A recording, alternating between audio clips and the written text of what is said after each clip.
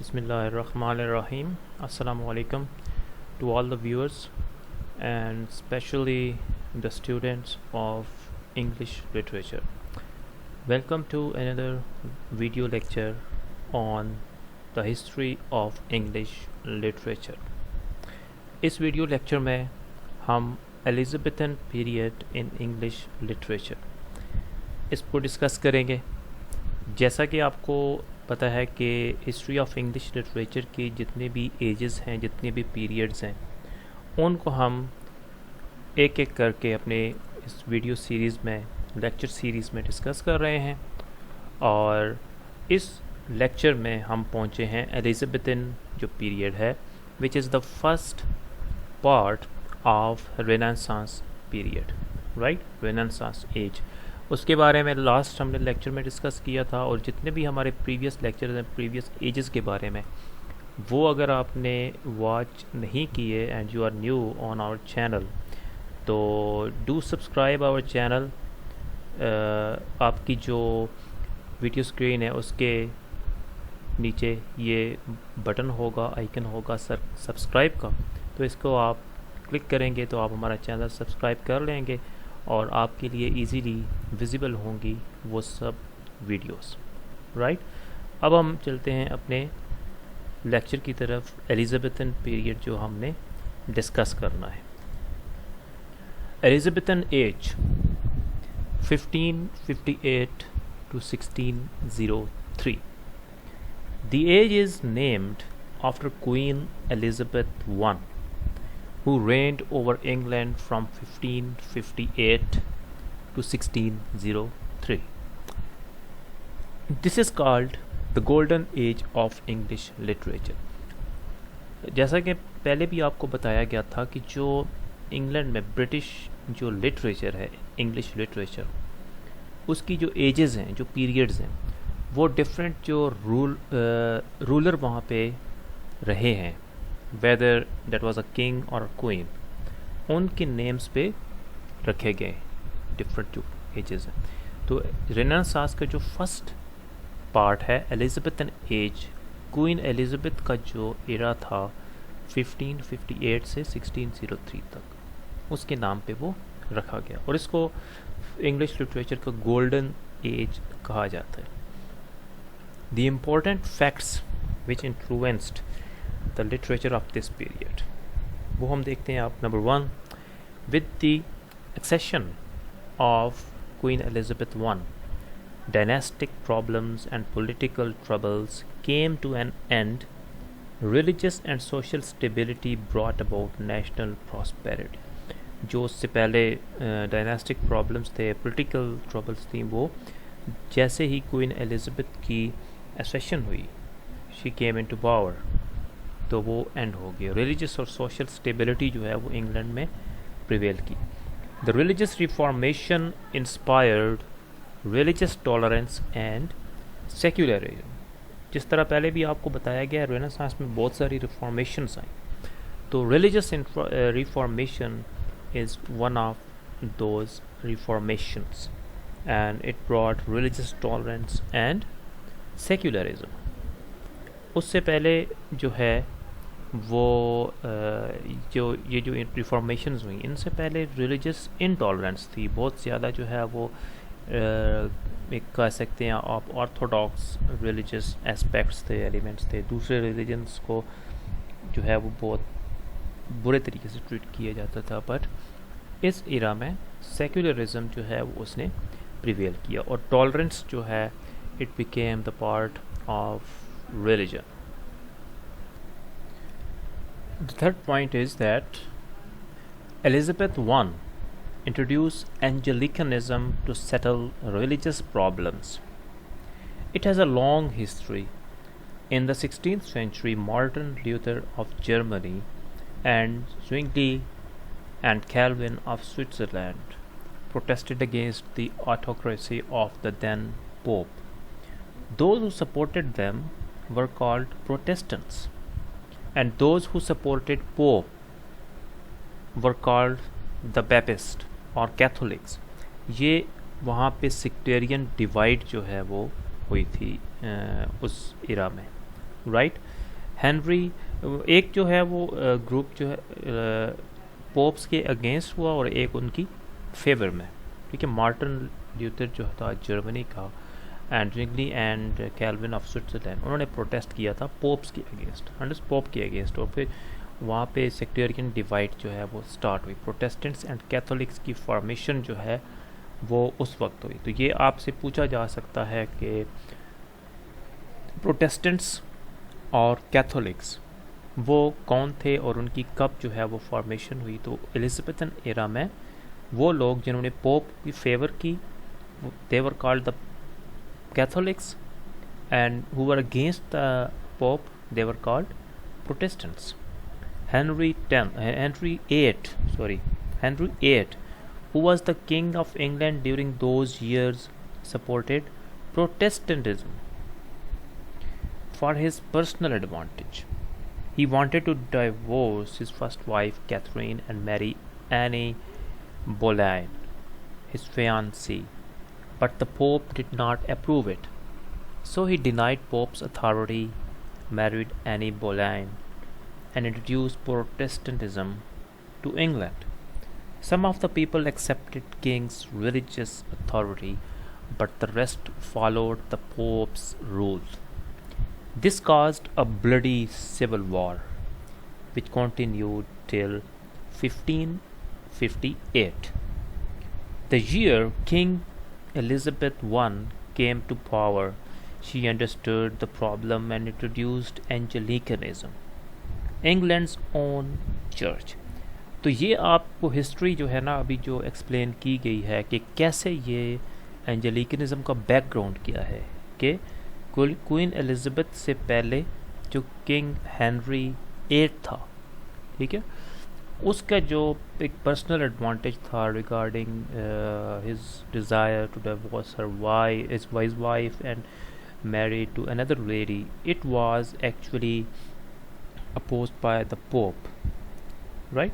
उस वजह से उसकी जो है ना वो पर्सनल उसके साथ क्लैशेस बने और उन्होंने जो है वो पोप के अगेंस्ट हो गए, प्रोटेस्टेंट्स बन गए, कुछ लोग कैथोलिक्स बन गए।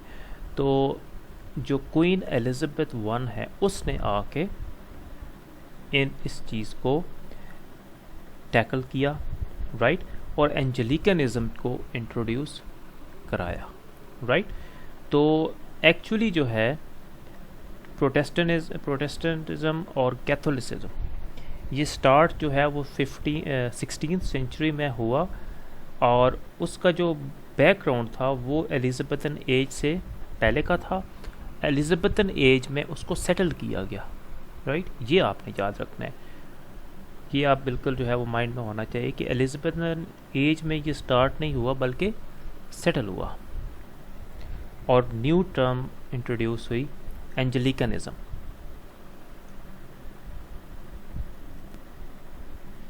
And this religious settlement brought stability and prosperity to England in the second half of the 16th century, right? Now we see the next points. Geographical and astronomical discoveries of the previous decades brought unlimited fortune during this period, right? जो astronomical और discoveries और geographical discoveries थी उसमें वो इस period जो previous decades थे उनके दौरान जो हुई उसकी जो इम्पैक्ट्स हैं वो इस पीरियड में स्टार्ट हुए, right. Renaissance that had started earlier was now very strongly felt in England. जैसा कि पहले आपको बताया गया था कि जो रेनेसांस का था जो उसका बर्थ हुई थी, ठीक है, revival of language and revival of literature and knowledge, वो एलिजाबेथन एज से पहले हुई थी और इस एज में उसके जो है वो इम्पैक्ट्स स्टार्ट हुए। It brought ancient Greek and Roman wisdom to England. Erasmus reached England and with John Colet taught humanism and other ideals of Renaissance. The social life of England was marked with a strong national spirit, humanism, liberal religious views, scientific curiosity, social content, intellectual progress and unlimited enthusiasm.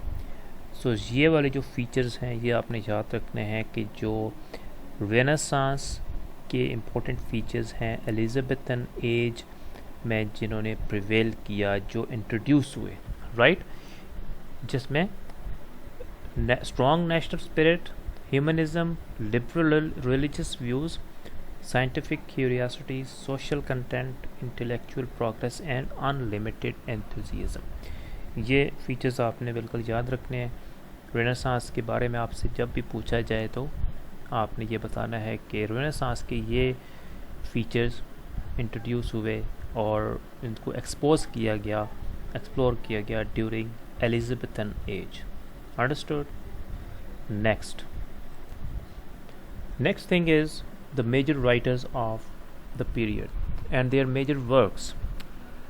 उनमें first जो है जिसका ज़िक्र आता है, इसकी early जो period है, अर्ली एज ऑफ रेनेसांस या एलिज़ाबेथन एज है, उसका although Thomas More he was born in 1478 and 1535 में उसकी डेथ हो गई, बट उसका जो लिटरेचर को बूम उसका जो है उसको किया गया रेनेसांस एज में इम्पोर्टेंट जो है वो उसको मिली, right. So he is the part of renaissance and Elizabethan age, right. Elizabethan age से पहले उसकी डेथ हो चुकी थी, बट उसका जो वर्क है यूटोपिया और kingdom of nowhere, it was the book originally written in Latin in 1516, right, but later on उसकी फिर ट्रांसलेशंस भी हुई, ठीक है। थॉमस मोर ने जो यूटोपिया बुक लिखी थी बेसिकली लेटिन में लैंग्वेज में थी 1516 में, राइट, और it was before the Elizabethan age, but actually that was brimmed with the Renaissance features. That's why it was included in that age. Understood? So Thomas More जो है वो उसका birth year and year of death वो भी important है, MCQs में आ सकता है आपके एग्ज़ाम्स में। एंड उसकी जो इम्पोर्टेंट वर्क है वो कौन सा था? Utopia. And this book was written in 1516 and in Latin language, right. उसके बाद Norton, and Norton was born in 1532 and he died in 1584 and Sackville 1536 में उसकी बर्थ हुई और 1608 में उसकी डेथ हुई। उनकी जो एक वर्क था, एक कलेक्टिव वर्क था, जो एक फर्स्ट इंग्लिश ट्रेजेडी जिसको कहा जाता है, it named Gorboduc. It was written in 1562. So it is an important point that what was the first English tragedy? What was the title of first English tragedy? Gorboduc. It was written in 1562 by Norton and Sackville, right? उसके बाद ये हमारे पास आते हैं Edmund Spenser. He was born in 1552 and he died in 1599. He is called the poet of the poets because many later English poets followed his art of poetry. तो poet of poets जो है वो किसको कहा जाता है? Edmund Spenser को कहा जाता है। ये आपने याद रखना है। एंड उसका इन्फ्लुएंस था लेटर जो इंग्लिश पोएट्स थे उन पे, और उसकी जो इम्पोर्टेंट वर्क्स थे, the fairy queen, it was written in 1590, right. अच्छा, जो डेट्स इनकी मेंशनड होती हैं वर्क्स के साथ, वो उनकी डेट ऑफ कंप्लीशन होती है, डेट ऑफ पब्लिशिंग, ठीक है। For example the fairy queen कब जो है वो पब्लिश हुआ? 1590 उसकी जो ईयर है पब्लिशिंग का। लिखना कब स्टार्ट किया वो इम्पोर्टेंट नहीं है, ठीक है। उसकी कंप्लीशन एंड पब्लिशिंग कब हुई ये आपने याद रखना होता है। एंड द शेफर्ड्स कैलेंडर, उसका एक इम्पॉर्टेंट वर्क है, 1579 में पब्लिशिंग थी उसकी, राइट। सो एडमंड स्पेंसर के बारे में आपने ये 3 चीज़ें याद रखनी है। पोएट्स ऑफ पोएट और Faerie Queene and Shepherd's Calendar. Nicholas Udall, उसका जो इम्पोर्टेंट वर्क है the first English comedy. What was the first English comedy? This is an important question. Ralph Roister Doister. It was written in 1553 by Nicholas Udall, right. फिर sir Philip Sidney आते हैं, a great poet and a critic, right. Criticism में उसका एक बहुत बड़ा नाम है सर फिलिप सिडनी का, एंड पोइट्री जो है उसमें उसका जो है वो एक इम्पॉर्टेंट कंट्रीब्यूशन है, right. An apology, okay, sir Philip Sidney was born in 1554 and he died in 1586 at a very young age. He wrote an apology for poetry in 1595. It is a critical treatise. And another work, Arcadia, it was written in 1590, a book that bears the embryo of English novel. Okay, basically Sir Philip Sidney was a prose writer, a critic, और poetry के बारे में उनका जो contribution है, he wrote an apology for poetry, right, a very famous work. Then there is John Lilly. John Lilly जो है, he was born in 1554 and he died in 1606. Okay, he was called the university wit. University wit क्या होते हैं अभी मैं आपको explain करता हूँ, उससे पहले ये देख लें कि इसके इम्पोर्टेंट जो हैं वो वर्क्स कौन से हैं। जॉन लिली के जो इम्पोर्टेंट वर्क्स हैं, कॉम्पैस पे, right, it was written in 1584, and then Sapho and Phao, it was also written in 1584. Then Midas, it was written in 1589. Euphues, it was written in 1579, and it is a book that bears the embryo of English novel. It is the two books that we have studied till now, Arcadia by Sir Philip Sidney and Euphues by John Lyly. इन दोनों को जो है वो इसके बारे में कहा जाता है that they bear the embryo of English novel. It means कि यहाँ से जो इंग्लिश नावल है वो स्टार्ट हुआ, right. Embryo, you know that it is the base of every, you can say, living thing, ठीक है। तो जो नावल है, although it is a non-living thing and एक ऑब्जेक्ट है, नॉन लिविंग ऑब्जेक्ट है, बट उसका जो उसको एक सिम्बॉलिकली कहा गया है एम्ब्रियो ऑफ इंग्लिश नावल। ये दोनों जो बुक्स हैं, Arcadia and Euphues, right. Then there is Thomas Kyd. He was born in 1557 and 1595. He is another university wit and his important work is the Spanish tragedy. ये university wits जितने हैं इनकी अब पहले नेम्स और उनके works discuss कर रहे हैं, और उसके बाद now I am going to, after that I will tell you university wits इनको क्यों कहा जाता है। सो ये आपने गौर से देखना है। थॉमस काइट को भी यूनिवर्सिटी विट कहा गया, और उसकी इम्पोर्टेंट जो वर्क है the Spanish tragedy, it was written in 1585। एक और university wit Robert Greene, he was born in 1558 and he died in 1592, और उसका जो इम्पोर्टेंट वर्क है Friar Bacon and Friar Bungay, it was written in 1589। और एक और उसका वर्क है जेम्स फोर। जेम्स फोर जो है वो इंग्लैंड का एक किंग था, उसके ऊपर उसने लिखा 1591 में। जॉर्ज पेले जो है वो 1558 में बर्थ ईयर है उसका, और 1589 में उनकी डेथ हुई। And he was also a university wit, and his important works were David and Bethsabe, and it was written in 1599, and the other work is Arrangement of Paris. Arrangement of Paris was written in 1584. अब dear viewers हम देखते हैं कि university wits जो हैं वो इनको क्यों कहोगे।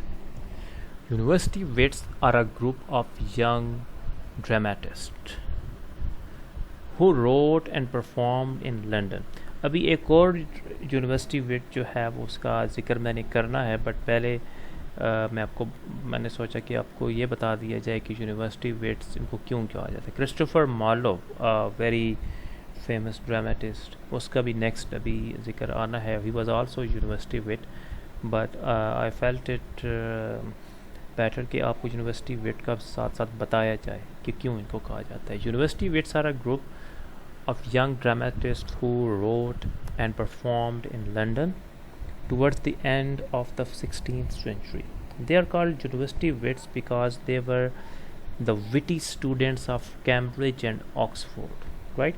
जो कैम्ब्रिज एंड ऑक्सफोर्ड यूनिवर्सिटीज़ हैं उनकी ये बहुत जो है वो विटी स्टूडेंट्स थे, राइट?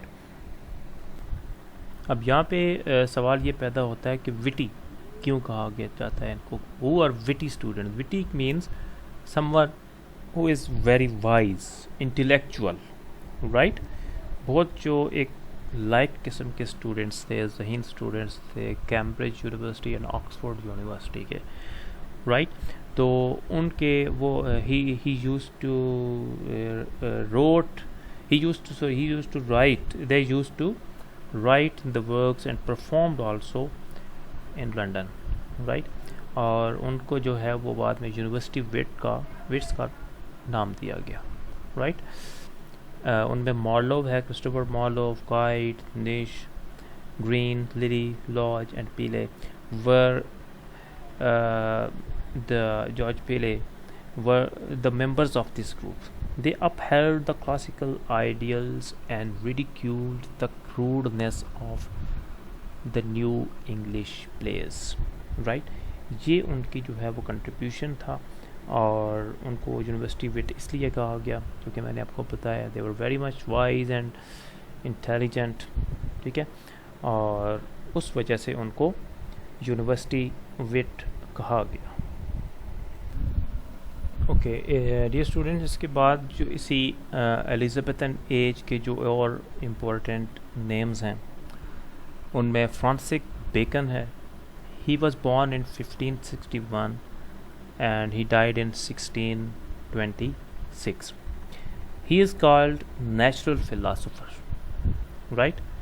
नेचुरल फिलासफर किसको कहा जाता है, ये आपसे क्वेश्चन आ सकता है and you will answer that Sir Francis Bacon is called the natural philosopher। उसके जो एसेज हैं, बेकन एसेज बहुत मशहूर हैं, 1597 में उनके वो पब्लिश हुए, ठीक है? And those essays were based on the philosophy on different subjects, right? उसके बाद क्रिस्टोफर मार्लोव, जो कि मैंने आपको पहले बताया कि he was also university wit, 1564 में उस बर्थ हुई और 1593 में डेथ। उनके जो इम्पोर्टेंट वर्क्स हैं, Tamburlaine the great part 1 and 2, 1587 and 88 publishing हुई, and the Jew of Malta 1589, Edward two was a king in England and the year of publishing this work was 1591। फिर doctor Faustus, एक बहुत मशहूर जो है वो play है, हम इधर पढ़ते हैं अपने सिलेबस में। It was published in 1592, right? तो ये क्रिस्टोफर मार्लोव के वर्क्स हैं। तो ये यूनिवर्सिटी विट्स भी हमने देख लिए हैं और जितने भी एज ऑफ एलिजाबेथन एज के जो इम्पोर्टेंट राइटर्स हैं ये हमने डिस्कस किए हैं, ठीक है? और इसके बाद एक बहुत बड़ा नाम जो हमारे इंग्लिश लिटरेचर का है, विलियम शेक्सपियर, राइट? उसको हम अपनी इस एलिजाबेथन एज के जो लेक्चर है पार्ट 2 नेक्स्ट उसमें डिस्कस करेंगे। आज के लिए इस वीडियो लेक्चर में क्रिस्टोफर मार्लोव पे हम क्लोज करेंगे and If you haven't subscribed the channel, so do subscribe it. आपके सामने सब्सक्राइब का बटन नीचे अवेलेबल होगा इस वीडियो के नीचे, उसको सब्सक्राइब करें और ताकि इजीली आपके लिए जितनी भी वीडियोस हैं वो अवेलेबल रहें। और एक इम्पॉर्टेंट बात जो मैं एंड पे करना चाहूँगा आपसे, और उसी चीज़ को हम कंटिन्यू भी करेंगे नेक्स्ट वीडियो में, कि जितना भी हम इन वीडियोस में डिस्कस करते हैं उसका मकसद जो है वो ये है कि all the important figures, features of the English literature, history and all the periods and ages, उनको प्रॉपरली हम लर्न करें। हमारे जो डिफरेंट एग्ज़ाम्स होते हैं उनमें उनसे रिलेटेड क्वेश्चंस आते हैं। हमारा जो लिटरेरी ट्रेंड है, be the students and teachers of English literature and language, ये सारी चीज़ें जो हैं वो हमारे नॉलेज में होनी चाहिए और इनको डिस्कस करना बहुत ज़रूरी होता है, राइट। आई होप कि आपने इस वीडियो में जो भी हमने डिस्कस किया है सारे इसको लर्न किया होगा। इसको आप बार बार वॉच करें और इसको जितनी भी चीज़ें हैं उनको नोट डाउन करें और प्रॉपरली इनको अपने माइंड में बिठाएं ताकि आप इजीली इनके बारे में जो भी क्वेश्चंस आएँ उनको अटेम्प्ट कर सकें, right. Thank you very much for watching the video and good luck to you for your exams, your studies, and we will be right back in the next video that will start from William Shakespeare, and that video is going to be very much interesting, and some new aspects and features of the great playwright of English literature will be discussed in that video, so don't miss that. Allah Hafiz. Thank you very much. Good luck.